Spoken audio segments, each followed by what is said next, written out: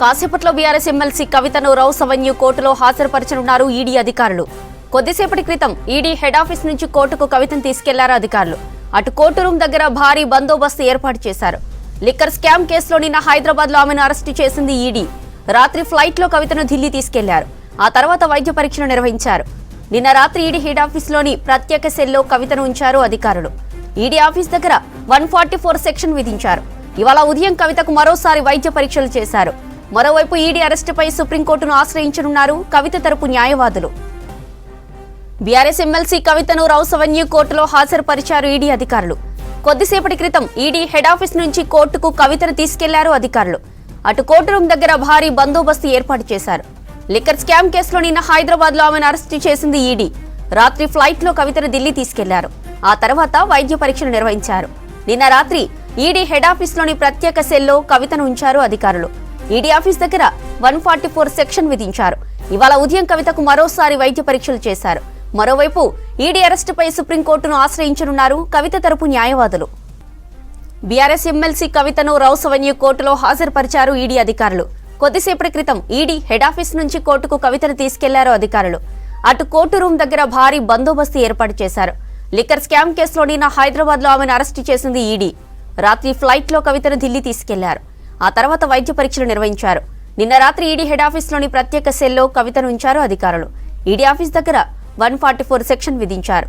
ఇవాళ ఉదయం కవితకు మరోసారి వైద్య పరీక్షలు చేశారు. మరోవైపు ఈడీ అరెస్టుపై సుప్రీంకోర్టును ఆశ్రయించనున్నారు కవిత తరపు న్యాయవాదులు.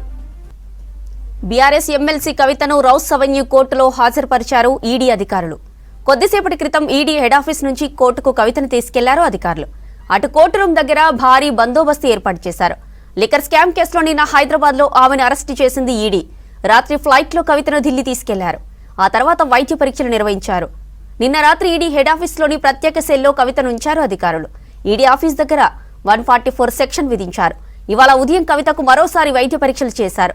మరోవైపు ఈడీ అరెస్టుపై సుప్రీంకోర్టును ఆశ్రయించనున్నారు కవిత తరపు న్యాయవాదులు. బీఆర్ఎస్ ఎమ్మెల్సీ కవితను రౌస్ అవెన్యూ కోర్టులో హాజరుపరిచారు ఈడీ అధికారులు. కొద్దిసేపటి క్రితం ఈడీ హెడ్ ఆఫీస్ నుంచి కోర్టుకు కవితను తీసుకెళ్లారు అధికారులు. అటు కోర్టు రూమ్ దగ్గర భారీ బందోబస్తు ఏర్పాటు చేశారు.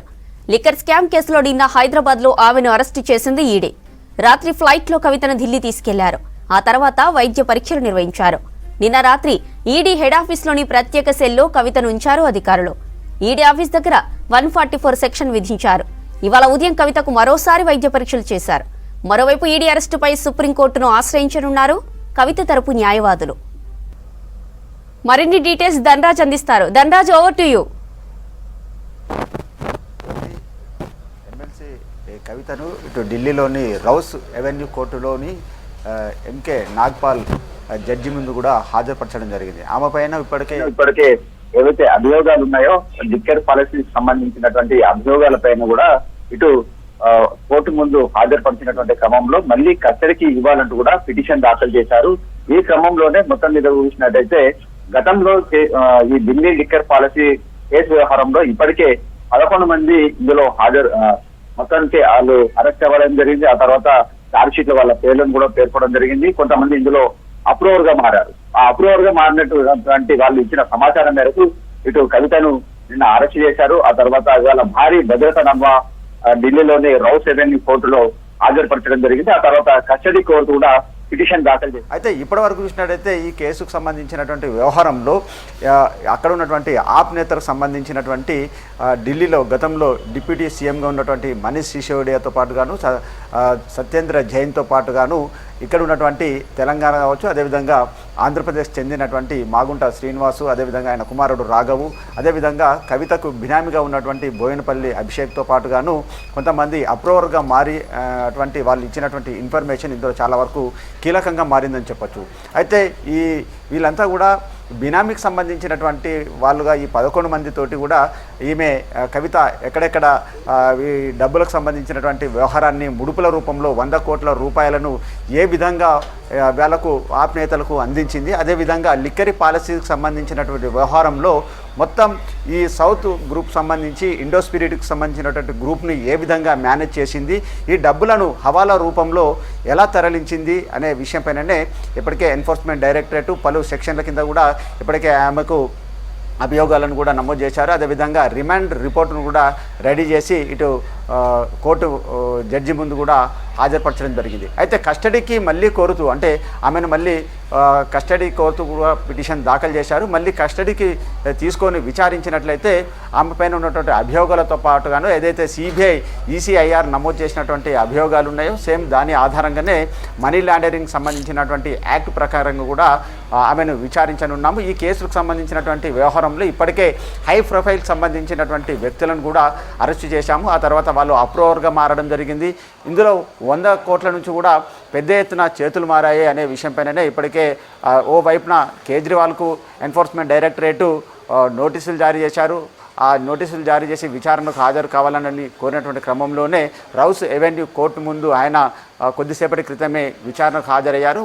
15,000 బాండుతో పాటుగాను ₹1,00,000 పూచీకత్తుతో పాటు ముందస్తు బెయిల్ కూడా పొందడం జరిగింది. ఇక లిక్కర్ పాలసీకి సంబంధించినటువంటి వ్యవహారంలో చూసినట్టయితే ఇక్కడ తెలంగాణలో ఉన్నటువంటి కనికారెడ్డి అంటే ఒక ఎయిర్పోర్ట్ అథారిటీకి సంబంధించినటువంటి వ్యవహారంలో కూడా ఆమెతోటి కూడా ఆమె ప్రమేయం కూడా ఉంది. మొత్తం డబ్బులను అన్నింటినీ కూడా విమానంలో తరలించారనే అభియోగాలు కూడా ఉన్నాయి. ఈ కేసుకు చూసినట్టయితే మనము మొత్తం ఈ కవితకు ఉన్నటువంటి పిఏ కౌశిక్ కూడా ఇందులో అప్రూవర్గా మారారు. అదేవిధంగా అతను ఇచ్చినటువంటి సమాచారం మేరకు కూడా ఇందులో కీలకమైనటువంటి వాంగ్మూలాన్ని కూడా రికార్డ్ చేసినట్టుగా తెలుస్తూ ఉంది. అయితే ఎన్ఫోర్స్మెంట్ డైరెక్టరేటు కవితను మాత్రము కస్టడీకి తీసుకొని విచారించినట్లయితే కీలకమైనటువంటి ఆధారాలన్నీ కూడా వెలుగు చూస్తాయని కూడా తెలుస్తూ ఉంది. అయితే ఇప్పటివరకు చూసినట్టయితే సిబిఐ ఈసీఐఆర్కి సంబంధించినటువంటి వ్యవహారంలో ఏదైతే కేసులు నమోదయ్యాయో దానికి ప్యారలల్గాను ఎన్ఫోర్స్మెంట్ డైరెక్టరేట్ మనీ లాండరింగ్ వ్యవహారంలో ఈ 100 కోట్ల రూపాయలు కవిత నుంచి ఇతరుల ఆప్ నేతలకు వెళ్ళాయనే విషయంపైన ఇప్పటికే పలు ఎవిడెన్స్లను ఆధారాలను ఛార్జ్షీట్లో ఆధారంగా కూడా ఆమె నుంచి వాంగ్మూలాన్ని కూడా రికార్డ్ చేశారు. అదేవిధంగా 11 సెల్ ఫోన్లను ఏ విధంగా ధ్వంసం చేశారు, అందులో ఉన్నటువంటి సాక్ష్యాధారాలన్నింటిని కూడా పూర్తిగా ఎందుకు డిస్ట్రాక్ట్ చేయడం జరిగిందనే విషయంపైననే సిబిఐ ఆధారాలను రాబట్టింది.